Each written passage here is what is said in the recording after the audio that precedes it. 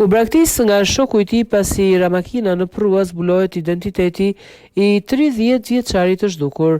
Është zbuluar identiteti plot i 30 vjeçarit që rezulton i zhdukur në ujërat e projit të fshatit Dars në Klos pas një aksidenti të ndodhur në orët e para pas mesnatës. Sipas policisë, ngjarja ka ndodhur rreth orës 01:30 në afërsi të urës së fshatit Dars, ku një automjet tip Audi me targa angleze i drejtuar nga një 24 vjeçar ka dalë nga rruga dhe ka rënë në prua.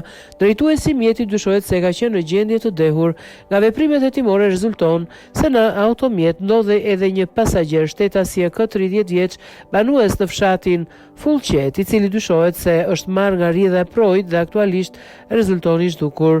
Policia bën me dije se drejtuesi i mjetit shtetasi Alo 24 vjeç, banues në Fullqet, ka njoftuar autoritetet dhe është larguar nga vendngjarja pa i dhënë ndihmë pasagjerit.